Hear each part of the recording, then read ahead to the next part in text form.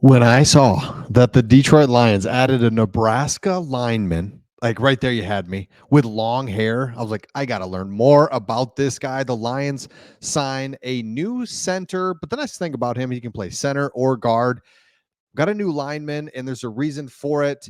There's been a flurry of moves. Let's get to it here. The Lions put Alim McNeil actually on injured reserve. And if you remember, also in the last game, Frank Ragnow goes out. It's just been, and this is just where we're at this part of the season. You've got all kinds of injuries. So the Lions sign a couple defensive tackle and Tyson Alualu and offensive lineman Matt Farnoik. And he's from Nebraska, was drafted by the Cowboys. And we'll get into why this is. It may seem like a practice squad or a depth piece, but this time of the year, on the offensive line, a lot of injuries already. And you never know, right? You just never know, especially because our guard play has been a little weak. And so with Ragnow going out, that could lead to something. So again, just quickly, Alim McNeil is on injured reserve. Frank Ragnow is not, but Dan Campbell said it could be a week or two without him. So it's like, oh man. So let's talk about this Matt Farnoit guy.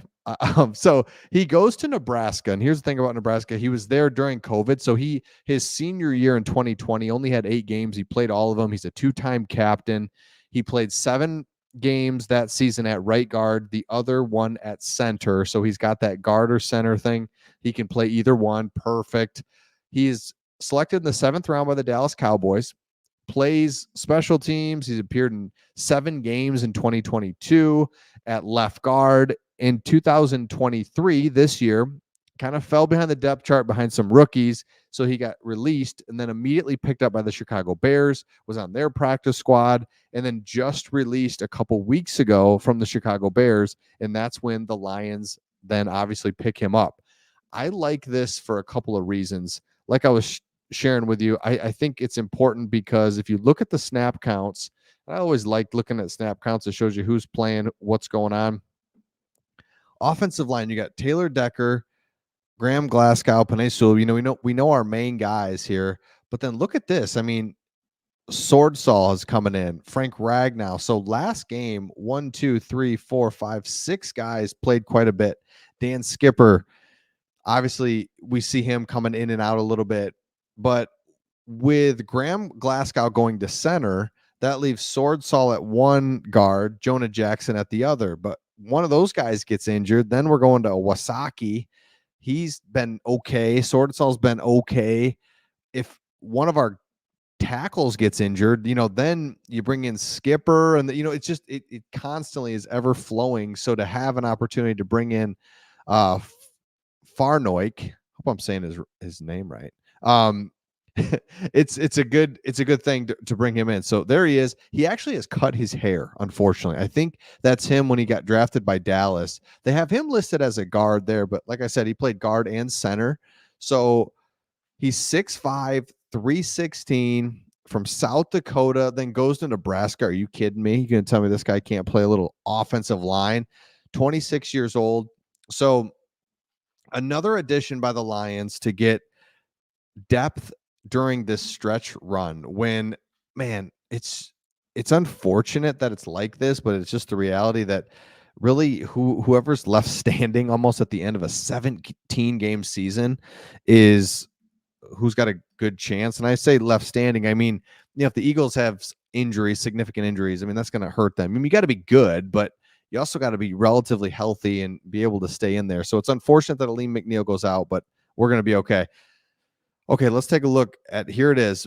Bears, Broncos. These 2 games are huge just because this Bears game, I mean, anytime you go on the road in the division, it's very difficult. And the Bears, it's just the division, right? I was going to say the Bears have our number, but it's just a division game. So it's just, you play these guys all the time, and it's going to be tough. And then the Broncos, a weird game there. And I say weird because the Lions are at home, which you should feel good about, but I don't. And then the Broncos playing really well, lost last week finally. So it's like, are they mean, this is a team that gave up 70 points. So it's like, are they good, bad? I want to say they're good. I don't know. And then here's that final 3-game stretch. So it'd be nice to win one or both of these to put us in a position where you're not living and dying on each one of these games, because at Dallas, I mean, come on, that's going to be tough. At Minnesota, and then you got to hopefully come home, right? So these 4 games right here are really interesting, because 3 out of 4 on the road, and then the one home game is against a Broncos team that I don't know. I don't know if they're good, bad, or whatever. It's going to be interesting. So love the signing. Anytime you add a new player, I think it's good for the team, just because get a little energy, get a little newness. And so you saw that with the defensive tackle position. You saw that with Bruce Irvin. It's like, why not? And you have to, really, right? Because you guys are injured, get some depth pieces, get some practice squad. This is it. I mean, we're in December with meaningful games, leading the division. And that's the frustrating part, is I think the fans are, not everybody, I mean, most people are enjoying this run and meaningful games. And I mean, that's it. At the end of the day, this is entertainment, and you want to be entertained for 4 months, not 1 month.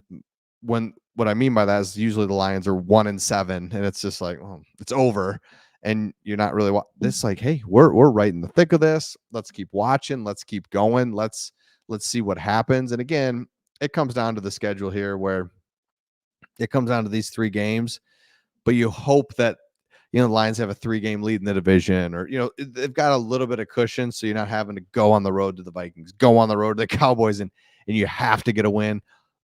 Hey, you want that? You want to see want to play in that top 3 seeding with the other the 49ers and the Eagles, right? So we're going to be fighting that out all the way to the end. So let me know your thoughts in the comments on this one. I again, Craig and I, we read almost all your comments. We might not have time or the ability to respond to all of them, but keep leaving comments.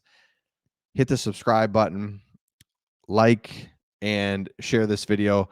The Lions are 9-3. Do not forget that. You would take that every day of the week.